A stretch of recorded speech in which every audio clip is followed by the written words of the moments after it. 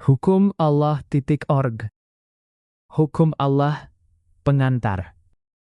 Hidup kekal tidak akan diberikan kepada mereka yang mengaku mengikuti Yesus sambil dengan sadar menolak menaati hukum-hukum yang diperintahkan oleh Bapanya. Siapapun yang menolak hukum Allah sebagian, menolak otoritas Allah sepenuhnya.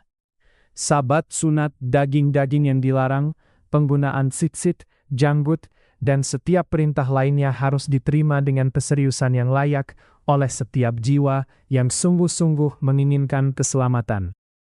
2 premis palsu.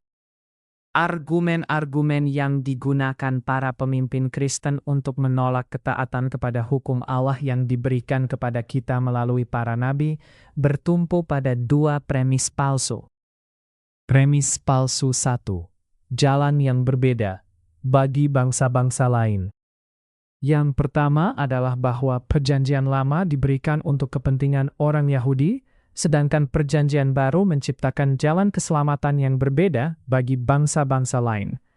Implikasinya adalah bahwa karena suatu alasan, bangsa-bangsa lain dianggap tidak mampu menaati perintah-perintah yang telah ditaati selama berabad-abad, termasuk oleh Yesus sendiri, orang tuanya, sanak keluarganya, para rasul, dan murid-muridnya. Konon, bangsa-bangsa lain memerlukan jalan yang lebih mudah, yaitu jalan yang di dalamnya hukum Allah yang kekal tidak lagi harus ditaati untuk memperoleh hidup kekal. Keyakinan palsu ini mengabaikan fakta bahwa dimanapun dalam keempat Injil, Yesus tidak pernah mengatakan bahwa Dia sedang memulai agama baru bagi bangsa-bangsa lain. Jika hal yang sedemikian serius ini benar, Kristus tidak akan membiarkannya tanpa kejelasan. Dia akan mengajarkannya dengan bahasa yang jelas dan di banyak tempat agar semua orang dapat memahaminya. Selain itu, tidak ada satupun bagian nubuat dalam Perjanjian Lama yang mengatakan bahwa Mesias akan datang untuk menciptakan jalan keselamatan baru bagi bangsa-bangsa lain, yang di dalamnya ketaatan kepada hukum-hukum Allah tidak lagi diperlukan. Setiap kali para nabi berbicara tentang bangsa-bangsa lain, mereka menjelaskan satu hal dengan tegas. Allah mengharapkan bangsa-bangsa lain menaati hukum-hukumnya sama seperti Dia mengharapkan orang Yahudi menaatinya. Tidak lebih dan tidak kurang.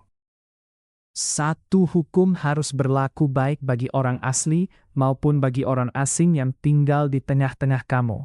Keluaran 12:49.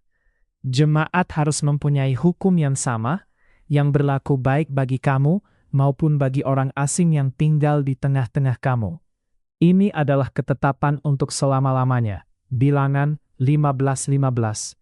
Orang asing yang menggabungkan diri kepada Tuhan untuk melayani Dia, dan dengan demikian menjadi hamba-Nya, dan yang berpegang teguh pada perjanjianku, mereka juga akan kubawa ke gunungku yang kudus.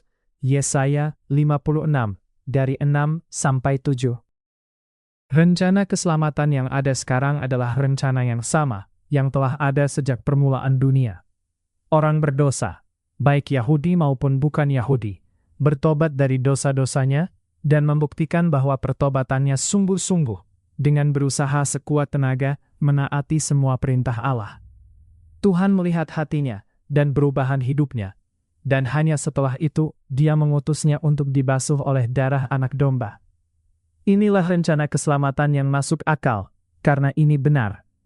Tidak seorang pun dapat datang kepadaku, jikalau ia tidak ditarik oleh Bapa yang mengutus aku, dan aku akan membangkitkan dia pada akhir zaman.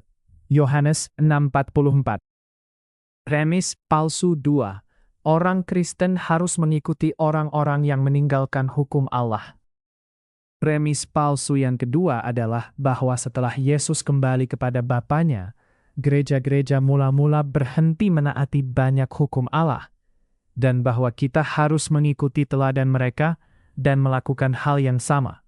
Gagasannya adalah bahwa beberapa orang datang setelah Yesus dan mengajarkan kepada gereja-gereja bahwa banyak perintah yang telah ditaati dengan setia oleh Yesus dan murid-muridnya, seperti sunat, sabat, daging-daging yang dilarang, dan lain-lain, dapat dengan aman diabaikan oleh para pengikut baru Kristus. Namun kenyataannya, Yesus tidak pernah memberitahu kita bahwa setelah Dia akan datang beberapa orang dengan ajaran baru tentang keselamatan yang harus kita dengarkan dan ikuti. Tidak ada nubuat dalam Perjanjian Lama maupun dalam keempat Injil tentang siapapun yang akan diutus Allah setelah Mesias dengan doktrin-doktrin baru bagi umatnya. Segala sesuatu yang perlu kita ketahui tentang bagaimana diselamatkan telah diajarkan oleh Kristus. Perkataan Yesus sudah cukup. Allah tidak pernah memerintahkan kita untuk meniru pemberontakan manusia. Dimanapun kita tidak diperintahkan untuk mengikuti mereka yang menyimpang ke dalam ketidaktaatan, sekalipun mereka hidup dekat dengan zaman Kristus dan mengaku memiliki wewenang. Para rasul dan murid yang belajar langsung dari mulut Yesus sendiri setia kepada perintah-perintah yang telah Allah nyatakan melalui para nabi. Jika orang lain kemudian menyimpang dari jalan itu, bukan tugas kita untuk mengikuti penyimpangan mereka, melainkan mengikuti Sang Guru dan ketaatan yang Dia sendiri praktikan. Apa yang akan Anda temukan di situs ini? Dalam artikel-artikel di situs ini, kita akan meneliti secara rinci perintah-perintah yang diabaikan, dilunakkan, atau dijelaskan sedemikian rupa oleh kebanyakan gereja sehingga maknanya hilang. Anda akan melihat bahwa hukum Allah bukanlah beban yang mustahil, seperti yang telah diajarkan kepada banyak orang, melainkan jalan yang jelas dan benar. Allah tidak memberikan ratusan tuntutan yang membingungkan untuk menjebak jiwa. Perintah-perintahnya sedikit, kuat, bijaksana, dan sepenuhnya dapat dijalankan oleh mereka yang sungguh-sungguh takut akan Dia dan menginginkan hidup kekal. Masalahnya tidak pernah terletak pada bahwa Allah meminta terlalu banyak, tetapi pada bahwa manusia lebih mencintai kenyamanan daripada ketaatan.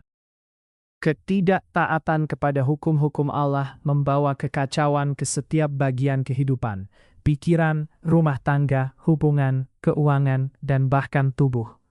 Tetapi mereka yang tunduk kepada hukum Allah yang berkuasa harus mengharapkan tepat seperti yang telah Dia janjikan kepada orang-orang taat, berkat kelepasan, perlindungan, dan perkenanannya dalam setiap bidang kehidupan. Mazmur 1 dari 2-3. Perintah-perintahnya membawa keteraturan, kestabilan, dan damai yang dalam dari hati nurani yang bersih di hadapannya. Lebih dari semuanya, perintah-perintah itu membawa kepastian bahwa seseorang sedang berjalan di jalan keselamatan. Tidak satu pun dari hal-hal baik ini patut diharapkan oleh mereka yang dengan sadar melawan hukum Allah. Tuhan tidak mencurahkan yang terbaik dari dirinya kepada mereka yang menolak otoritasnya. Ini dan banyak pelajaran lain tentang hukum Allah dapat ditemukan di situs hukumallah.org.